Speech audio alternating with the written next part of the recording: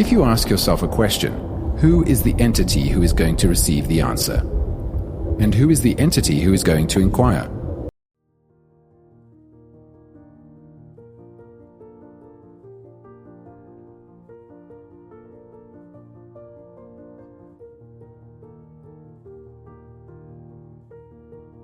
The observer and the observed. Please go on with me a little further. It may be rather complex, rather subtle, but please go on with it. Now, when I build an image about you or about anything, I am able to watch that image. So there is the image and the observer of that image. I see someone, say, with a red shirt on, and my immediate reaction is that I like it or that I don't like it. The like or dislike is the result of my culture, my training, my associations, my inclinations, my acquired and inherited characteristics. It is from that center that I observe and make my judgment, and thus the observer is separate from the thing he observes. But the observer is aware of more than one image. He creates thousands of images. But is the observer different from these images? Isn't he just another image? He is always adding to and subtracting from what he is. He is a living thing all the time, weighing, comparing, judging, modifying and changing as a result of pressures from outside and within. Living in the field of consciousness, which is his own knowledge, influence, and innumerable calculations. At the same time, when you look at the observer, who is yourself, you see that he is made up of memories, experiences, accidents, influences, traditions, and infinite varieties of suffering, all of which are the past. So the observer is both the past and the present, and tomorrow is waiting, and that is also a part of him. He is half alive and half dead, and with this death and life he is looking, with the dead and living leaf. And in that state of mind which is within the field of time, you, the observer, look at fear, at jealousy, at war, at the family, that ugly enclosed entity called the family, and try to solve the problem of the thing observed, which is the challenge, the new. You are always translating the new in terms of the old, and therefore are everlastingly in conflict. One image, as the observer, observes dozens of other images around himself and inside himself, and he says, I like this image, I'm going to keep it, or I don't like that image, so I'll get rid of it. But the observer himself has been put together by the various images which have come into being through reaction to various other images. So we come to a point where we can say, the observer is also the image. Only he has separated himself and observes. This observer, who has come into being through various other images, thinks himself permanent, and between himself and the images he has created, there is a division, a time interval. This creates conflict between himself and the images he believes to be the cause of his troubles. So then he says, I must get rid of this conflict. But the very desire to get rid of the conflict creates another image. Awareness of all this, which is real meditation, has revealed that there is a central image put together by all the other images, and this central image, the observer, is the censor, the experiencer, the evaluator, the judge who wants to conquer or subjugate the other images or destroy them altogether. The other images are the result of judgments, opinions, and conclusions by the observer, and the observer is the result of all the other images.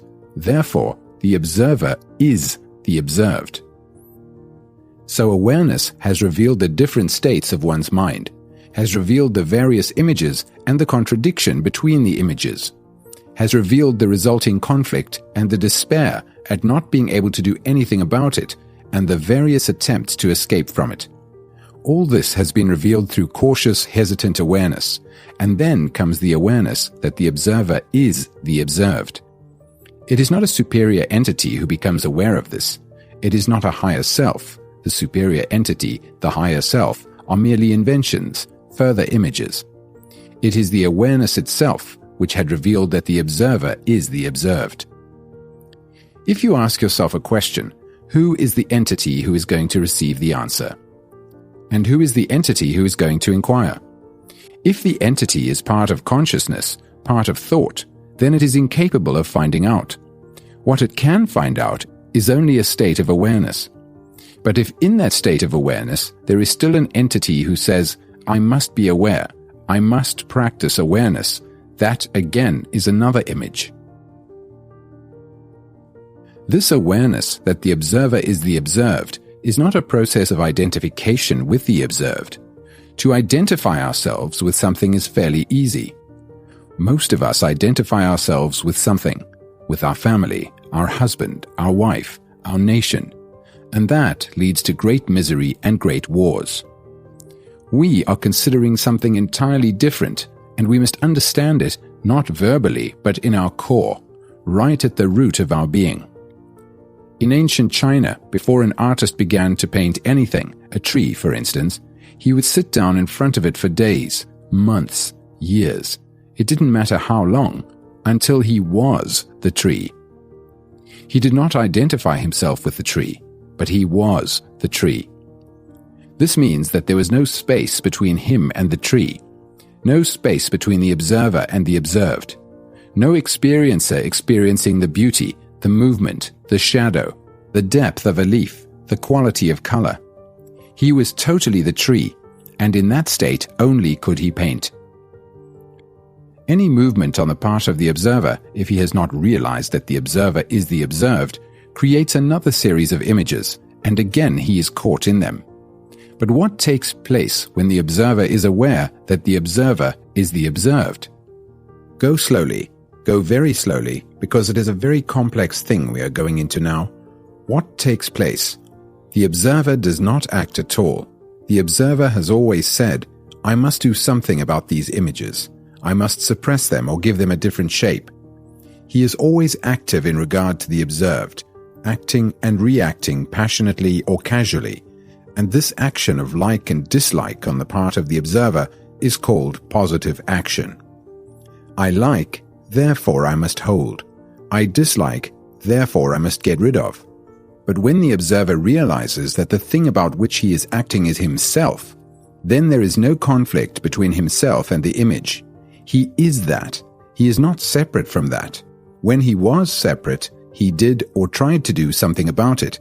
But when the observer realizes that he is that, then there is no like or dislike and the conflict ceases. For what is he to do? If something is you, what can you do? You cannot rebel against it or run away from it or even accept it. It is there. So all action that is the outcome of reaction to like and dislike has come to an end. Then you will find that there is an awareness that has become tremendously alive. It is not bound to any central issue or to any image. And from that intensity of awareness, there is a different quality of attention, and therefore the mind, because the mind is this awareness, has become extraordinarily sensitive and highly intelligent.